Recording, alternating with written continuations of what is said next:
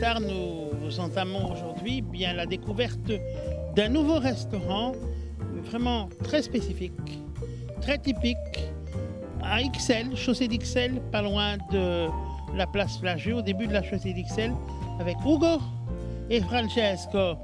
Buongiorno et bonjour à tous et merci à vous deux de nous accueillir. Ugo, Francesco, le restaurant Racine, c'est important qu'on connaisse un peu l'histoire, ce que c'est, comment ça fonctionne.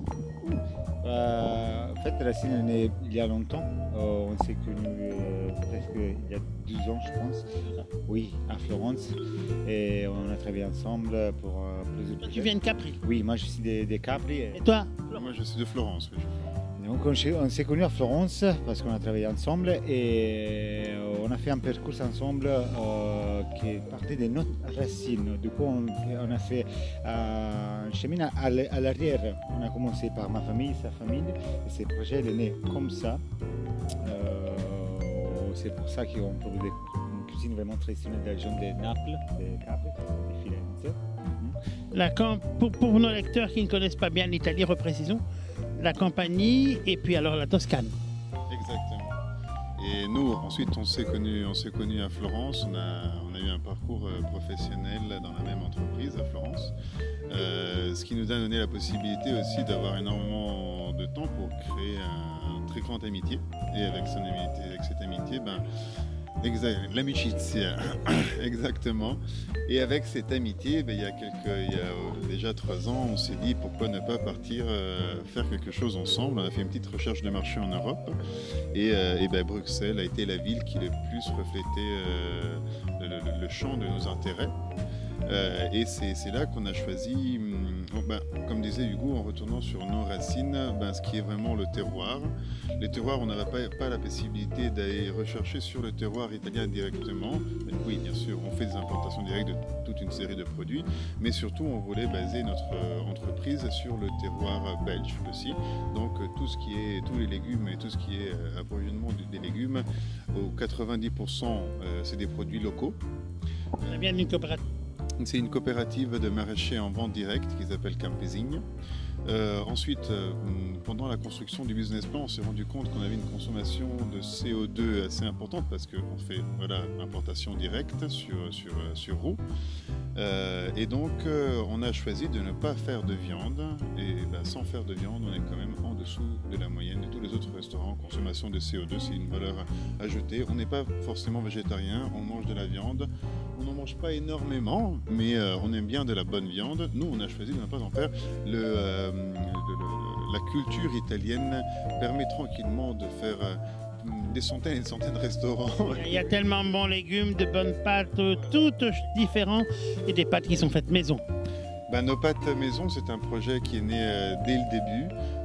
La maman d'Hugo est une magnifique cuisinière qui fait des pâtes fraîches incroyables. Et Hugo a commencé avec... Hugo, tous les jours on Skype Oui. vers maman pour dire « Maman, au secours, j'ai besoin d'aide, aide-moi. Dis-moi, donne-moi quelques idées pour aujourd'hui. » Parce que la carte change tous les jours. Oui, ça change tous les jours. En fait, je me réveille, j'arrive ici avec Nicolo, notre cuisinier, on décide les menus tous les jours. Et après, j'appelle toujours ma maman. Et Skype vers maman sur l'île de Capri. C'est toujours vers 7h30, 8h. Donc avec maman, Capri, c'est jamais fini. Ça recommence toujours. Oui, toujours. On discute les menus ensemble. Elle dit pourquoi pas tu ne fais pas des pâtes avec la lotte. Ouais, je vais faire la pâte avec la lotte aujourd'hui. Voilà, c'est toujours comme ça, c'est toujours un échange. Ce qui est important de souligner, c'est que chez vous, les menus changent. Je pense que c'est super important quand on voit beaucoup de restaurants. Les menus changent en fonction de l'arrivage journalier.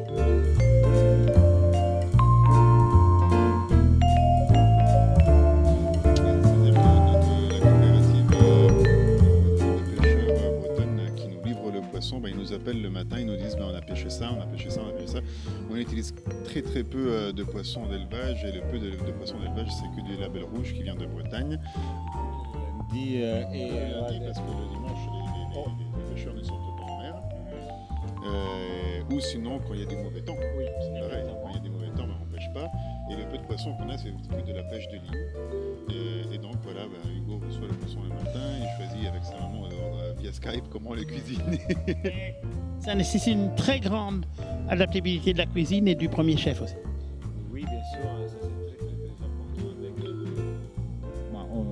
va dire que c'est très important de toujours un confronto.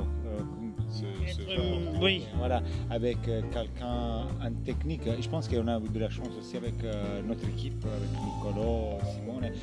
On est tous italiens en cuisine et on est tous des régions différentes. Et c'était un choix. Une cuisine fusion de toute l'Italie. Oui, mais l'Italie c'est comme ça et c'est merveilleux, je pense, parce que vraiment on a une cuisine qui parfois c'est pas vraiment régionale, mais c'est vraiment la cuisine de la ville, voilà, on va dire la cuisine de la petit village. Par exemple, Capri, qui est une île de 15 000 habitants, avec 15 000 personnes, il a des recettes entre Capri et Anacapri, les deux communes de l'île, et sont complètement différents. Et ça, c'est vraiment quelque chose qu'en Italie. La grande richesse. Et ça, c'est maintenant les Belges qui vont en profiter grâce à vous. Ah ouais, on espère. Ouais. Et belle. On se réveille pour ça le matin. Voilà. Alors, l'une ou l'autre encore, l'une autre caractéristique spécifique de ce restaurant? Oui, les vins, quand même, il faut en parler. Ben, les vins, nous, on adore les vins déjà. On est des bons buveurs. Oui. Mais ensuite, Oui, mais surtout dans la sélection que vous proposez ici, c'est vraiment aussi pointu. ben, on a connu, Hugo était sur le milieu d'un très très grand restaurant à Florence. Et chaque fois qu'il recevait des bouteilles à goûter, ben, on les goûtait ensemble. Ça nous a donné la possibilité de connaître plein de viticulteurs. Et là, on a des rapports directs et on sait ce qu'on veut. Voilà. Ce sont vraiment des très bons copains. Tous les vins qu'on a, vraiment, on connaît vraiment les produits directement. Il faut dire la viticulture italienne bouge pour le moment très fort vers aussi des produits très naturels et on est sur des choses de grand niveau. Oui, bien sûr. Je fais un petit exemple. Par exemple, Benjamin Zidarich, vous avez goûté ça aussi aujourd'hui. C'est vraiment une personne qui a commencé avec une idée, de ses racines, du coup de son père, son grand-père, de faire les vins comme faisait nos grands-pères. Du coup, vraiment, on est toujours sur la naturalité du vin, voilà, parce que ça c'est naturel, je pense. Et maintenant, il y a cette retour au passé, je suis très content de ça. Il y a beaucoup de recherches, il y a beaucoup de producteurs qui vont faire des vins vraiment très très bons, de très haute qualité, mais vraiment d'une manière très propre et très naturelle. Ça c'est vraiment quelque chose d'important. Mais il faut faire de la recherche.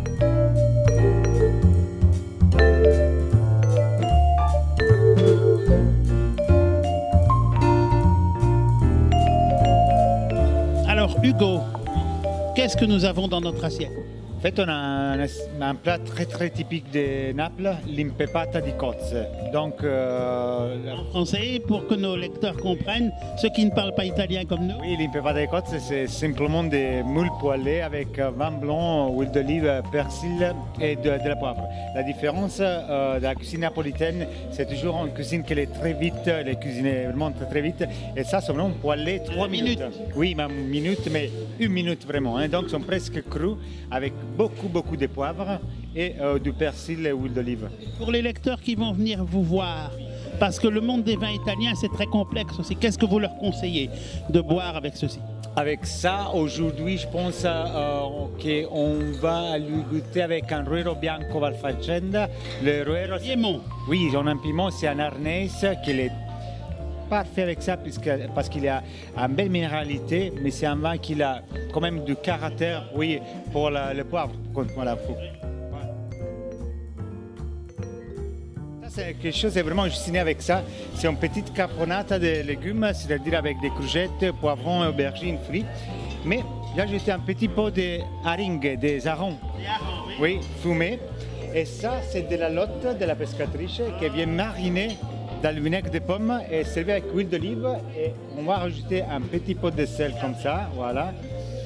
Tac, tac, tac, tac. C'est fait vraiment devant nous, c'est ça qui est bien. Alors, rappelons aussi qu'il y a une cuisine ouverte ici, Hugo. On a décidé de faire une cuisine ouverte parce qu'on veut qu'on est vraiment à la lumière du soleil, on va dire, voilà, okay. Tout le monde peut regarder qu'est-ce qui se passe dans la cuisine. C'est très important pour nous, ça, parce que on a des défauts, voilà, toujours, et c'est bien que tous notre clients peuvent regarder qu'est-ce qui se passe là, voilà. Alors, avec notre premier plat, on a eu un sublime vin Roero Arneis du Piémont. Qu'est-ce que vous conseillez avec ceci? Mais non, c'est un très beau copain qui fait ce vin dans le Carso, donc au nord de l'Italie. C'est une Malvasia, mais très naturel, vraiment. Il s'appelle Benjamin Zidarich. C'est un vin naturel vraiment très très particulier. Dans quelle région? On est côté Friuli, voilà. Friuli Venezia Giulia. Exactement, voilà. Maltagliati, c'est de la pâte fraîche faite maison. Maltagliati, c'est une recette traditionnelle entre Ligurie et Toscane. Maltagliati, ça veut dire mal coupé. C'est des losanges de pâte fraîche. On les sert avec un pistou ultra traditionnel. Quand on n'a pas le basilic, parce que ce n'est plus la saison, on a les noix. Et là, c'est un pistou de noix. Pistou de noix. Pistou, c'est-à-dire que c'est une sauce à base de noix. Pistou, ça veut dire écrasé en italien. Donc, c'est des noix écrasées avec tout simplement du parmesan. Et parmigiano reggiano, absolument. Nous on utilise un parmesan de vache rouge, un parmesan très fin, bien gras. Donc pistou de noix, parmesan et quelques petites pistaches de Bronte siciliennes. Toujours pour les accords mets vins, quel vin vous conseillez? Du blanc, du rouge? Ça, sur les noix, c'est toujours un peu compliqué, mais je dirais de rester sur le blanc. Il faut un blanc bien gras, bien gros, qui arrive bien à nettoyer le palais et la langue de la saveur assez forte des noix.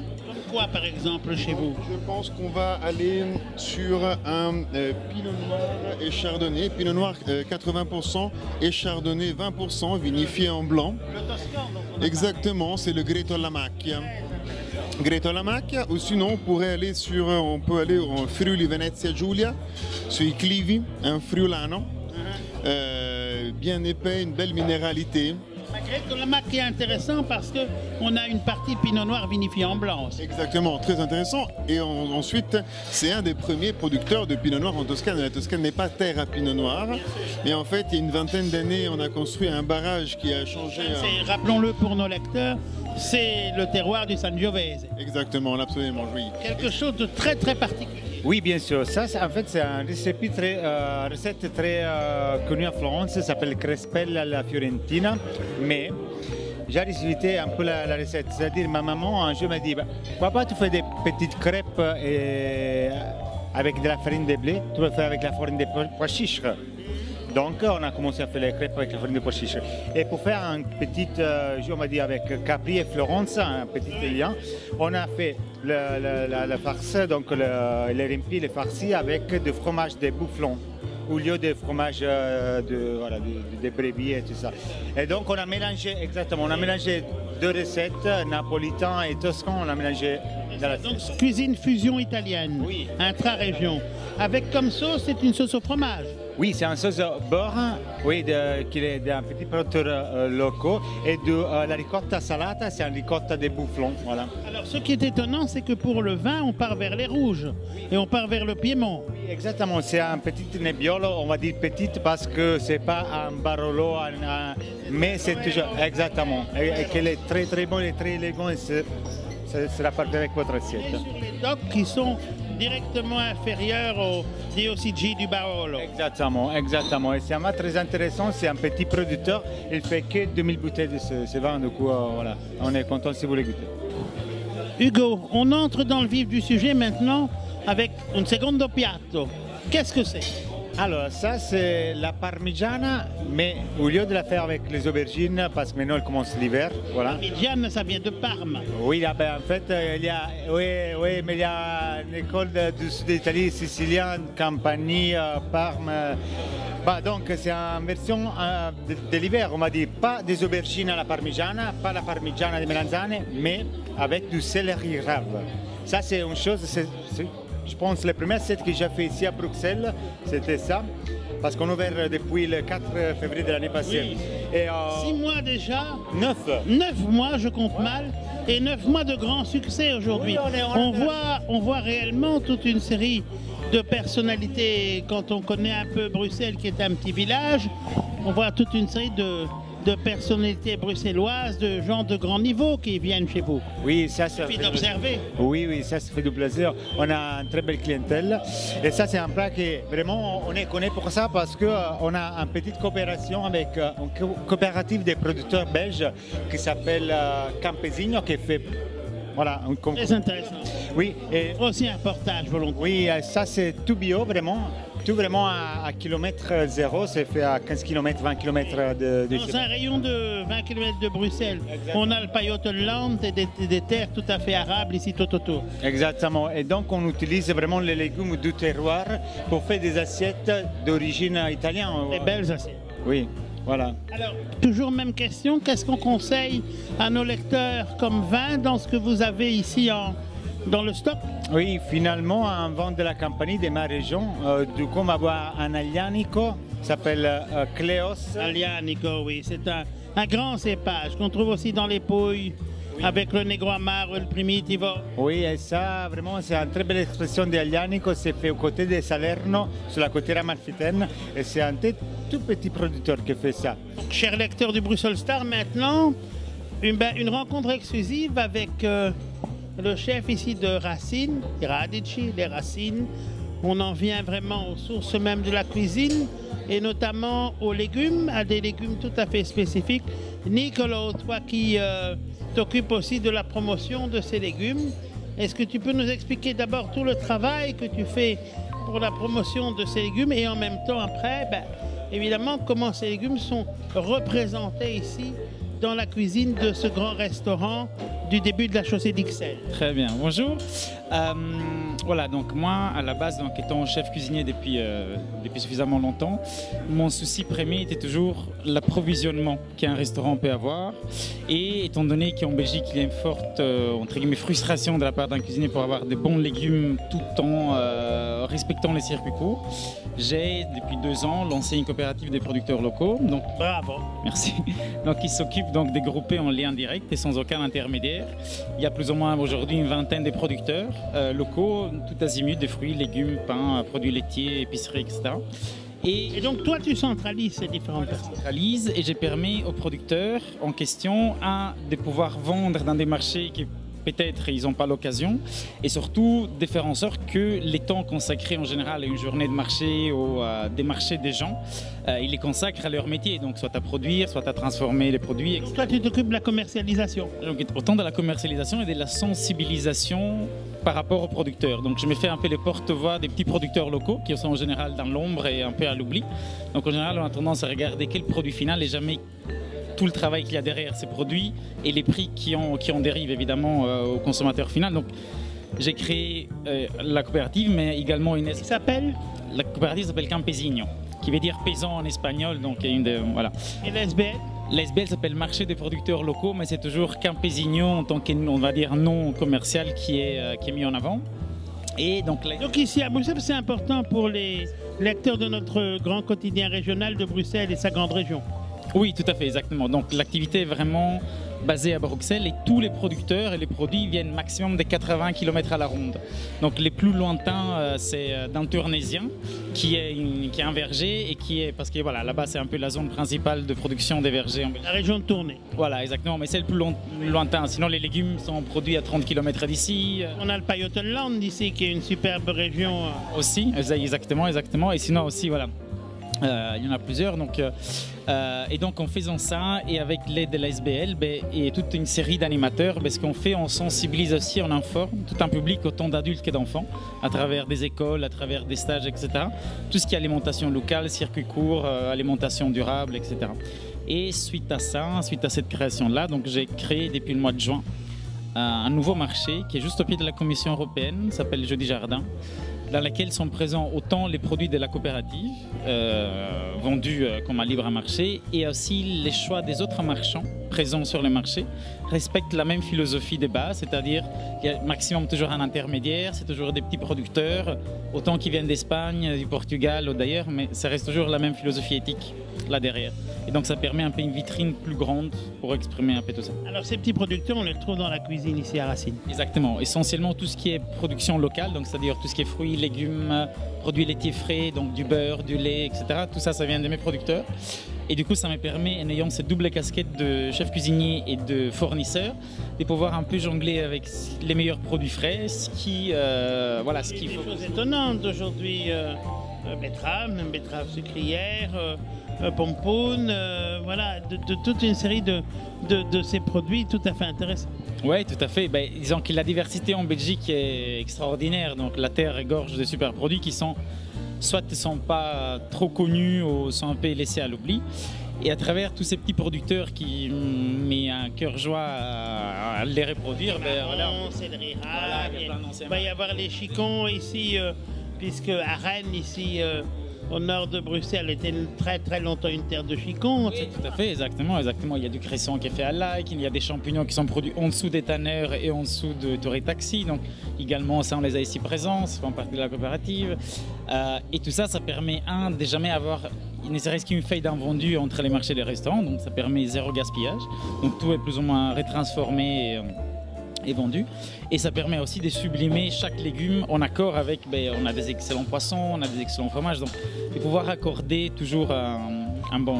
Avec l'Italie, c'est un accord fabuleux. C'est exactement, voilà. Parce que disons, voilà, il y a plein de notes à pouvoir exprimer avec des produits typiquement italiens, avec des recettes typiquement italiennes. Merci. Avec plaisir.